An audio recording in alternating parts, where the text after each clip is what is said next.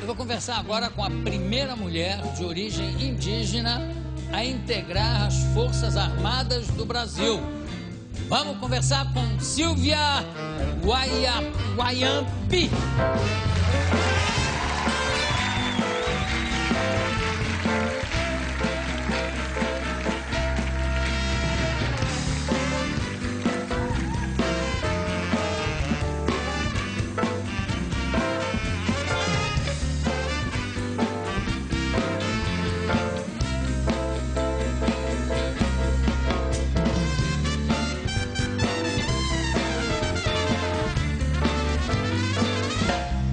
É Wayampi. Não sei porque que eu fiquei com dificuldade de dizer Wayampi, que é tão fácil, não é? Exatamente. Mas você fala português também? Falo sim. Wayampi é Tupi-Guarani, é o quê? Tupi-Guarani fica na reserva do Tumucumaque, no Amapá. E você fala bem Tupi-Guarani? Falo Wayampi. Fala Wayampi. Sim, os povos indígenas no Brasil falam a língua do qual eles são representados. Os tucanos, é índio tucano que fala a língua tucano, porém de tronco aruaque. Eu sou o Wayampi, falo a língua Wayampi de tronco Tupi-Guarani. Eu falo tucano, você vê. Mas, aliás, as línguas todas indígenas têm algo em comum, não tem? Quer dizer, tem palavras que são iguais em todas as línguas? Nós temos, são 5 troncos linguísticos. Temos o G, o Aruaque, o Tupi, o Guarani, né, e o Caraíba. Dentro desses troncos linguísticos, nós temos várias outras línguas que são derivadas. Hoje, no Brasil, são 188 línguas ainda faladas, divididas entre esses troncos. Eu estou pasmo aqui com esse nível de informação, porque eu não sabia que era tanta língua, apesar... Imagina as línguas que foram dizimadas desde a descoberta, porque foram nações inteiras de índios dizimados, e a gente tem a impressão que no Brasil não houve a mesma caça aos índios que aconteceu nos Estados Unidos, mas acho que foi praticamente a mesma coisa, né? Tem nações inteiras que sumiram. Hoje nós somos 245 povos, né? Somos 700 mil indígenas aldeados e entre 100 a 190 mil índios urbanos. São aqueles que não estão dentro da aldeia, mas estão na cidade estudando, tendo esse contato com a outra cultura para se formar, para tentar levar o desenvolvimento e o conhecimento para o seu povo. Você tem ideia de quantos índios haviam no Brasil quando os descobridores chegaram? A estimativa, a história diz que existiam mais de 5 milhões de índios no Brasil. 5 milhões. Você saiu da aldeia... Você chegou a ser moradora de rua? Essa informação é correta? É correta. Foi todo um processo, né? Meu sonho era estudar, né? Mas antes desse sonho eu sofri um acidente, né? E eu fui perfurada por um pedaço de madeira. Aonde isso? Na selva ainda? Isso, na aldeia? Isso, na barriga. Então eu tive que ser deslocada para a cidade para operar.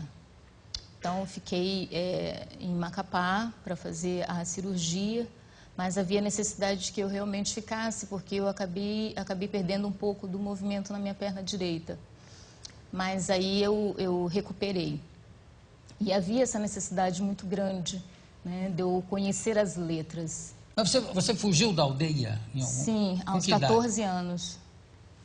Aos 14 eu já tinha uma filha. Né? Aos 14 já tinha uma filha? Eu tive filha aos 13. Mas é uma questão cultural, né? Para nós... Não, é o normal, digamos. É normal. A menina, quando menstrua, é porque a natureza disse que agora ela já é uma mulher. Então, nós não brincamos de boneca como a maior parte das pessoas dessa cultura, porque isso para nós não é importante. Importante para nós... Você brinca com a filha. Para que é a boneca? Nós... 14 anos... Nós aprendemos coisas da nossa tradição, né, relacionadas à espiritualidade, o local onde nós vivemos, tradições que terão que ser levadas para os nossos filhos, os nossos netos. É isso que mantém a nossa sobrevivência, foi isso que nos manteve vivos até hoje, né? E é isso que nós preservamos. Você tem quantos filhos? Eu tenho 3 filhos. Com que idade eles estão agora? A mais velha está com 22 anos, o garoto está com 20 e a minha caçula está com 18. Quer dizer, é tudo, quando você sai com eles, são irmãos. Você está saindo com os irmãos. Sim, Né? sim. Uma coisa que deve estar talvez, criando uma certa inveja no Paulinho, que está sentado ali, é que não tem índio careca, né? Eu nunca vi índio careca. Eu também não. Você já viu índio Não. careca? Nunca vi índio. Vamos ver umas fotos, uma foto sua com... São os meus filhos e a minha neta. Você é qual? Podia ser a sua filha, né? Olha só. Eu sou a de Você tá roupa de clara, branco, né? isso. É. E o rapaz É é... meu filho. Esse homem é seu filho desse tamanho? Ele fez 18 anos. Agora ele completou 20. Então você já é avó. Isso. Que maravilha. Mas tem uma, se eu não me engano, tem uma outra foto de você com as filhas. Deixa eu ver, tem? Bom, porque eu tinha separado uma foto, uma foto foi publicada até, você com as duas filhas. Vê se pega na internet, porque aí a gente vê que a semelhança é impressionante. Bom, aí você foi, eu perguntei se você tinha sido moradora de rua, você disse que sim. Isso foi no Rio de Janeiro? Foi no Rio de Janeiro. Você foi para o Rio de Janeiro? Isso. Eu saí do Amapá, como eu disse, eu queria muito estudar. E lá não me era possível ter o mesmo crescimento que eu poderia ter numa cidade no sul. Então, eu abandonei tudo, deixei minha filha lá e fui para o Rio de Janeiro. Lá eu não conhecia ninguém e quem me abraçou foram as ruas. Fiquei nas ruas durante 2 meses. Foi muito difícil, mas eu passei fome. Dá essa mãozinha aqui. Pronto, e aí? Eu passei fome, mas teve um momento em que a única coisa que eu tinha de valor comigo era apenas uma pedra que eu havia mergulhado no fundo do rio e pego de lembrança para mim da minha terra, do meu lugar. Era algo que diria assim, eu faço parte disso. Deus, exatamente. Então, era a única coisa que eu tinha assim na mão de valor. E eu fiz a maior propaganda daquela pedra porque eu achava que aquela pedra ela era mágica e que ela traria sorte para a pessoa que a tivesse. E eu vendi aquela pedra. E com o dinheiro daquela pedra eu comi 2 semanas.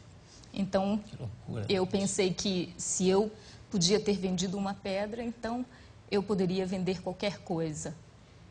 E conheci um camelô na rua que falou para mim que a sobrinha tinha separado do marido e que ele de repente poderia falar com ela para ela dar um lugar para eu morar.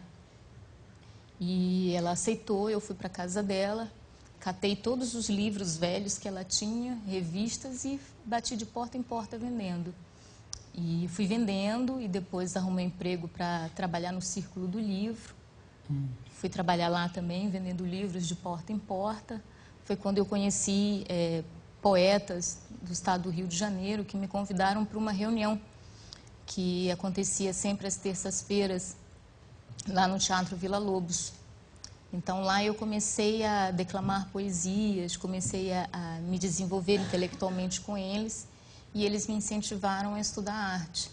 Agora, você, depois que vendeu a sua pedra, você não pensou em pegar umas outras pedrinhas ali na rua para vender também?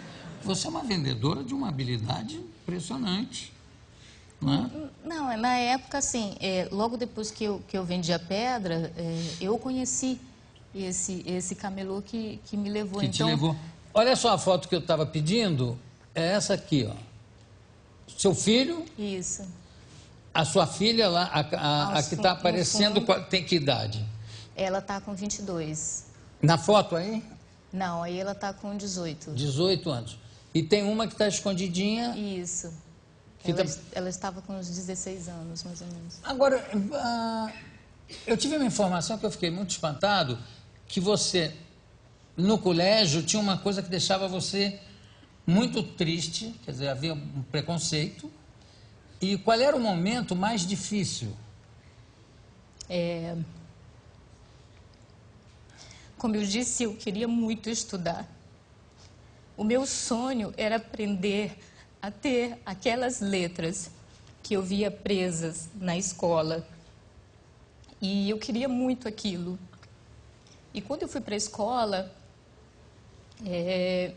eu ia com uma blusinha velha, sem botão atrás, mas que eu achava linda, porque era a minha melhor roupa. E quando eu chegava na escola, eu via que todas as crianças se reuniam e elas eram colocadas em fileiras, né, em grupos, e todas cantavam o hino nacional, e uma criança ia hastear a bandeira do Brasil. E eu passei a minha infância inteira puxando na saia das professoras, pedindo por favor para eu hastear aquela bandeira. Só que ninguém deixava. Só as crianças brancas e as crianças não índias é que podiam hastear aquela bandeira. Quer dizer, a única brasileira não podia. Todos diziam para mim, você é a verdadeira brasileira. Mas eu não entendi, então, por que eu não podia fazer aquilo igual as outras crianças. E aquilo foi me machucando muito e era uma tortura todos os dias que eu ia para a escola. Então eu prometi para mim mesma que acontecesse o que acontecesse, o meu país um dia iria se orgulhar de mim. Foi por isso que quando eu fugi de lá, eu não me envolvi em coisas erradas. Vivendo na rua, você conhece toda sorte de pessoas, tudo aquilo que não presta. Mas eu prometi a mim mesma que eu não poderia me envolver com nada errado. E aí, como é que foi o passo que você deu para estar nas Forças Armadas? Então, seria a única forma que eu vi ao longo da minha vida que eu poderia estar mais próximo daquela bandeira. Então, eu estudei muito, muito, dia após dia. Então, ganhei uma bolsa de estudos, fui estudar fisioterapia e, após a minha formação, aliás, em meio à minha formação, eu virei atleta profissional. Como é que você começou a correr? Você é uma atleta que corre, né? Isso. Corredor. Como é que você começou a correr? Eu saí um dia, eu estava trabalhando, aí cheguei em casa tarde, e como eu estava sem sono, então eu resolvi calçar um tênis e sair para caminhar. E quando eu estava caminhando, um tarado me atacou. Ele correu atrás de mim e eu corri dele, mas eu não sabia correr, então eu passei muito mal e ele me pegou.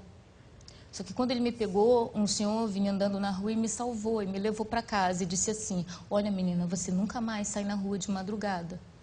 Então eu não sabia correr, então eu falei assim, e se um dia eu precisar correr de alguém? Então no outro dia, às 5h30 da manhã, eu calcei um tênis, fui para a rua e comecei a correr. Com 2 meses, eu já tinha virado atleta do Vasco da Gama e como atleta eu ganhei uma bolsa de estudos e optei em estudar fisioterapia. E após a minha formação em fisioterapia, eu me especializei, fiz várias especializações, do qual eu procurei, através dessas especializações, me inscrever num concurso seletivo. Me inscrevi a primeira vez, não deu certo, não consegui aprovação, depois tentei o segundo, passei para a Marinha, passei para o Exército e optei pelo Exército porque eu posso dizer hoje que a minha pele é verde oliva. Muito bem.